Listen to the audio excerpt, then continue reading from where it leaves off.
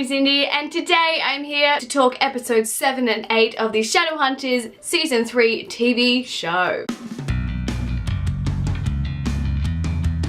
Now, it has been a while, unfortunately. My Netflix did not refresh, so I was not aware that episodes 7 and 8 were out for 2 weeks. I just thought they were taking a break, but no, that is false. So that is why I'm so late with these reviews, because I had to binge watch them, and then the following day, the episodes 9 and 10 came out, and so like I am overloaded with the amount of Shadowhunters on right now.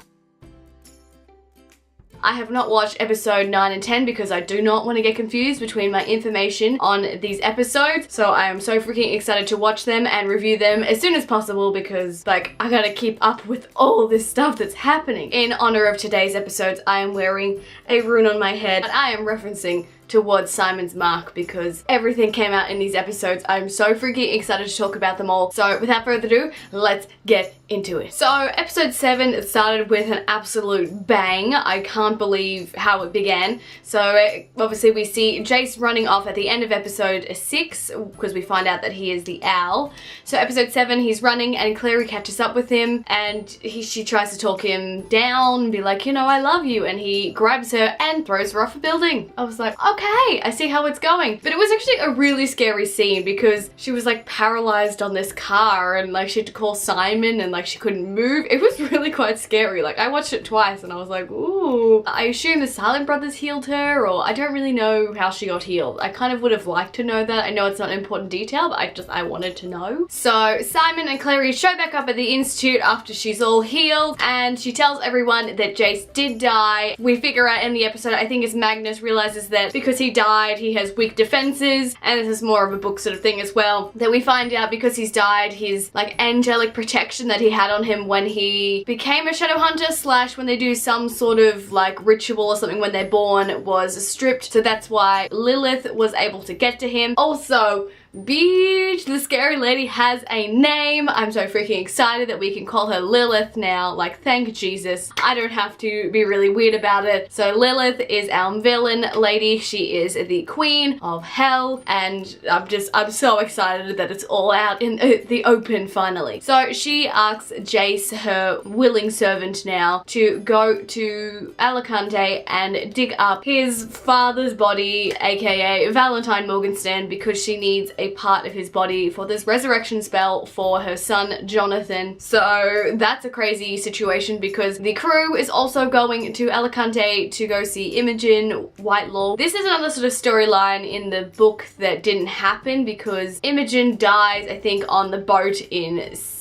book 2. Okay, I guess it would have been like season 1. Is that when we had the boat, or was that season 2? I think that was season 2. But yeah, she died on that boat in the battle. So it's like, again, like someone else is alive or dead in the TV show that is not the book. Anyway, we go to sort her out and we go and get the Malachi configuration. She's putting her, like, you know, job on the line and everything for that. So we do get the configuration and then Jace kills Imogen, and I was like, that was a bit shocking. Like, I did not expect him to kill her, and it was a bit sad actually because like he's gonna be very upset about that when he comes back to his senses. So that was a whole crazy little trip to Alicante. We also see Gia Penhallow, the consul, which was nice to, like, I don't know, see her, and I'm happy she's actually Asian, so well done.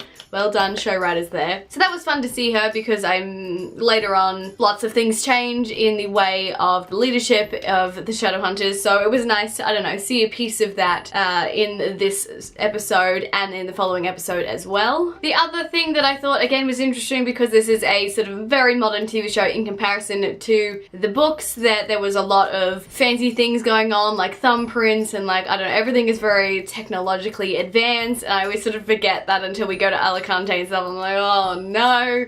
I'm still not the biggest fan of the technology age that they're going through. I think that it seems to be a downfall in their world in a lot of ways, but that's okay.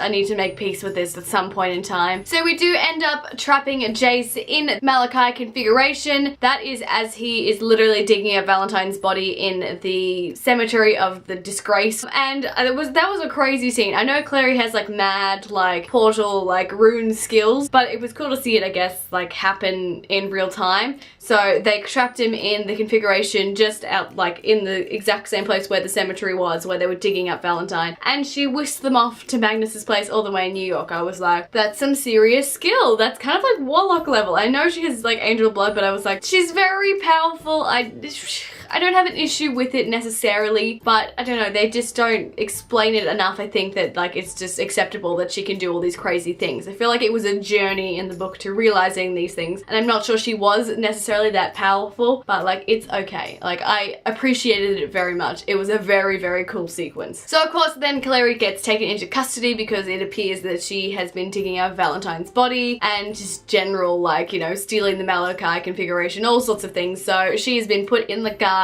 and sentenced to death, which, I mean, I'm not spoiling anything by saying it, but like, of course she's like not gonna die. I mean, so that I know, I mean, she could die still, but I think it's unlikely that she's going to die. She's the main character. So I guess we'll see when I watch episode 9 and 10 and find out what's gonna happen. But I mean, that was pretty dramatic and I was quite excited. And I think that they showed a little snippet of the guard because I know it's quite scary. It's got levels and levels of demons and it gets a bit scarier as you go further down. So I thought that was like a nice little snippet of that. But we do see more of the guard and her prison and all that stuff in episode 8, which I will be getting to after this. But let's move on to some Malik time.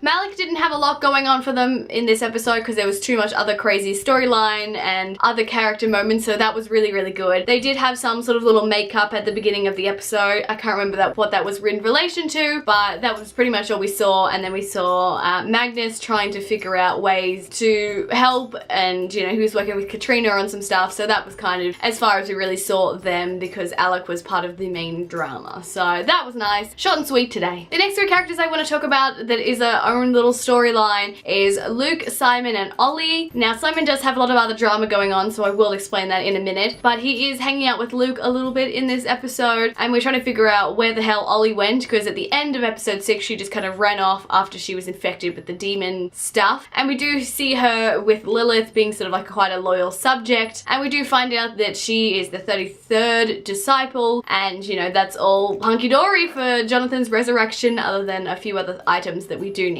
So the blood is all there, and we do find out she killed her mum and not Sam, her partner, which I think we were all expecting. And Sam is very upset because of this whole Shadow World thing, and she does come and she does slap Luke because he's supposed to look after Ollie and all that stuff. So that was quite dramatic, but they do, at the end of the episode, or towards the end of this episode, they do find like Lilith's ballroomy place that she's been hanging out. They do see the big blood sacrifice like chamber thing, so they sort of like, I don't know if they necessarily figure it out, but they sort of know that something weird is going on, and that explains why they're having all these mundines go missing and the killings, and you know, that their blood is all pooled for a certain reason. So that was good that we're sort of getting towards the storyline now, and I think that we will resolve most of this issue in the season finale in episode 10. So that's really good. So that was, yeah, a good like characters are starting to learn what is going on. But girl, the main storyline that I'm so freaking excited to talk about is the Simon, the Kyle Jordan, and the Maya storyline. Beach, it was so freaking good. I'm so happy. I was waiting for one of my workmates actually to watch it and like have her freak out, but she was very calm about the whole thing, and I was like, even as the person that's known this storyline for years now, I was like not calm about it. I was like, ah! Like freaking out, being like, yes, finally it's all coming out. So yes, Jordan Kyle is Maya's ex-boyfriend, the one that turned her into a werewolf. So good that that's finally out in the air. We had some revolutions this episode. We had Lilith, we had the Mark of Cain, and we had Kyle Jordan coming out. I'm just so freaking happy about this whole situation. So obviously Maya is very upset about the whole situation when she sees, she's very confused, she doesn't know what's going on, and obviously Simon didn't know either. So he was very upset with Kyle about, you know, not telling him, and you know, Kyle said, oh, I didn't know until it was too late. But We do get a lot of flashbacks in this episode, which I thought, I guess, was a nice thing. I think we did have some sort of like reading moments in the book, but we had a lot, especially I think at the beginning of the 4th book, there was a lot of different drama going on with Simon and Maya, but we do hear a lot about her brother Daniel. Now, it was briefly mentioned in this episode, but I feel like that is a whole other story that has to do with Jordan in a way, so it was sort of weird not having it, but it was obviously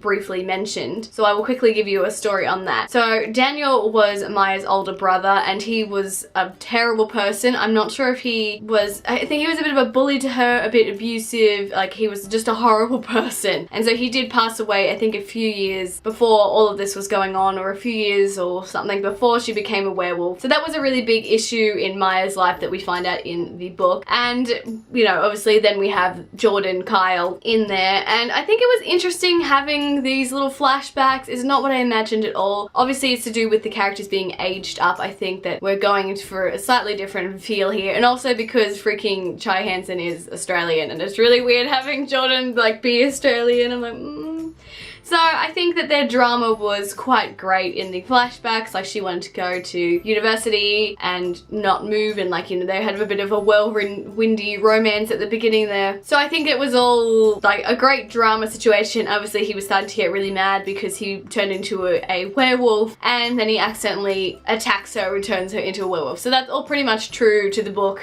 that all happened. But yeah, it was really like weird seeing it all play out in TV form slash flashback form. I really did enjoy it, but it was still very strange to me. So I'm glad that they will eventually probably heal, but yeah, for the moment Maya is not very happy, and she's very withdrawn about the whole thing because I guess that was an absolute huge situation for her, and Simon and Kyle are not really the best of friends at the moment. So we see some sort of more about that in episode 8, so it's gonna be fun. One thing I want to mention that I saw in the flashback in particular of them when they first met, she was reading A Tale of Two Cities on the beach when they met, and I was like, I see you. You can't hide from me. Little reference to the Infernal Devices series. Like, you funny. Like, I saw that, so, you know, it's cool. One of the last main points I want to talk about is Simon's Mark of Cain. Now, we do see him burn up 2 of Lilith's disciple children, people, and he does turn them into salt. I originally thought it was snow, but we do find out in episode 8 that it is salt, and that is for a reason. But I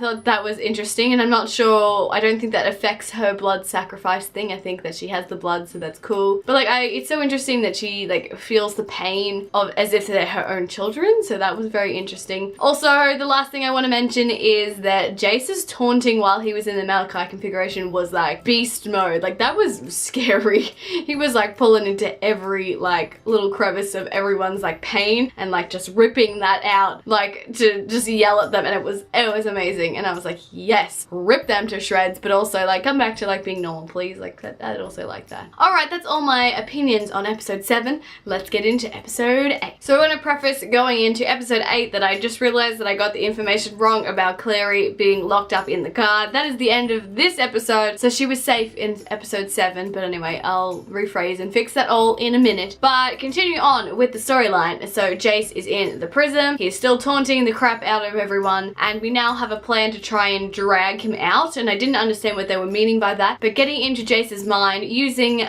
Magnus to send Alec in there, and also Izzy, which like happens, and we're gonna go and find him and sort of help him get out and find him within his own crazy body brain thing, because he's Lilith's like minion now. So whew, that was a whole thing. I did enjoy that entire sequence though, that we saw like them playing when they were younger in Jace's mind, and I was like, that's so sweet. Seeing them grow up together a little bit, and we do find actual like proper age Jace, and he's such a wreck in his own little world here. He's being tortured, and we see all the bodies of Clary, which we did originally see when he was having these dreams of accidentally killing her. Obviously it has happened millions of times because there's bodies everywhere. So it was a really, really sad scene to see Jace so upset and so alone and fearful in his own little mind. But we did try and drag him out. We like convinced him that like he can live, we don't have to kill him, he can come out, and we do drag him out after promising he was going to be safe. Lilith does show up and does take Jace hostage again.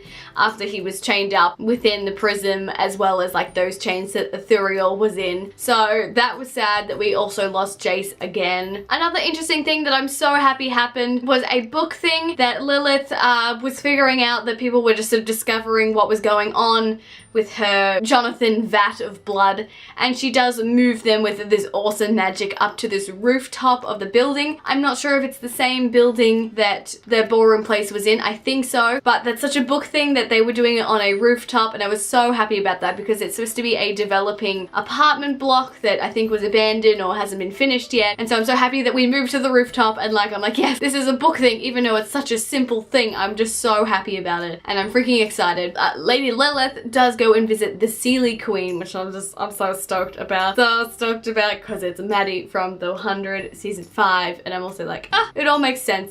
Anyway, sorry, that's off topic, but like the actress plays the same Seelie Queen and Maddie from The 100, so I'm so happy about that. Anyway, I was very excited to see Lilith go see the Seelie Queen and be like, bitch, what is up with this mark? Like, you know that's the only thing that can stop me, like, please take it off. And the Seelie Queen's just like sassing her and like getting all on her high horse as she does as Faye, and I just loved that whole exchange between them. It was so freaking great. Meanwhile, during this whole thing of saving Jace and Lilith and Simon and everyone, Clary is up at the guard and she's being questioned about why this is happening, because obviously they knew something was up when she stole the Malachi configuration, and she's put under the control of the Soul Sword and has to tell the truth about everything, that Jace died, and she used the wish, but she kind of also like was so freaking powerful that she just flew away the sword somehow. Like I don't know, she's magic, it seems, more than I would think she would be. And she was like, I don't need this sword to tell the truth, like I'm gonna tell you what happened. So that is when she is locked up because she has used supposedly their one and only wish with Raziel, that,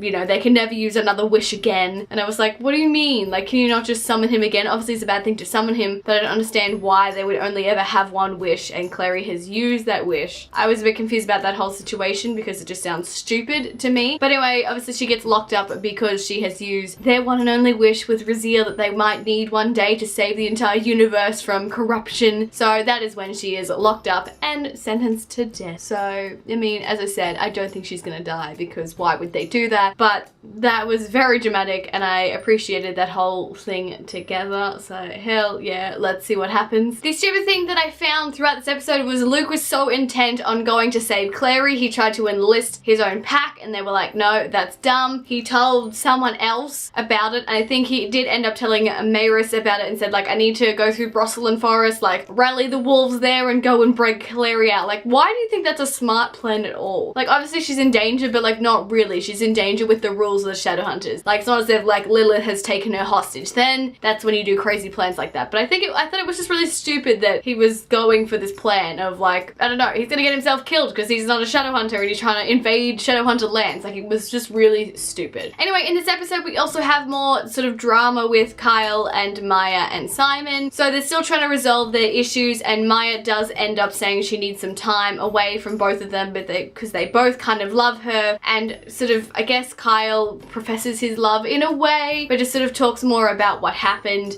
when they're in the ballroom discovering the vat of blood, which they were stupid enough to open, which was, no, I was like, oh shit, bad things are gonna happen. But anyway, that was all good for now. But yeah, he was talking to Maya and Simon heard about it. That was a bit awkward, but yeah, she just needs some time to think about all that's been happening because she obviously didn't know anything after, you know, like Kyle bit her and he just ran off and never heard from him ever again. So obviously that is a very traumatizing thing for her that she has to work through, and like Simon being there for her is something she doesn't need right now. So I'm intrigued to see when Maya comes back and what's going to happen with her relationship between the two boys. Some other quick topics that I just want to talk about in this episode because I think I've covered most of the main ground here in a very short time span. Thank you very much to me and my scatterbrained head that this is working out okay. I thought it was interesting that Maris wanted to help Luke in regards to going and helping Clary by her connections, and I was like, oh bitch, we're gonna talk about this. So she has a connection to Robert's affair partner. I forgot what her name was. It was something cute. I don't know if I noted it down. I don't think so. Robert's affair partner lady, she said that she's an honorable woman, even though it's really awkward for her to contact, but that's what their sort of plan was going forward. So I was like, oh, interesting little tidbit there. I felt really uncomfortable in the scene where we're seeing Jace in his own brain and he's younger and Izzy tries to gain gain his trust by singing the song that Mayra sung to them all before they went to bed at night. Her singing is not the best and it was a little cringe, but I mean, it got a good point across, but I was quite uncomfortable during that whole little scene.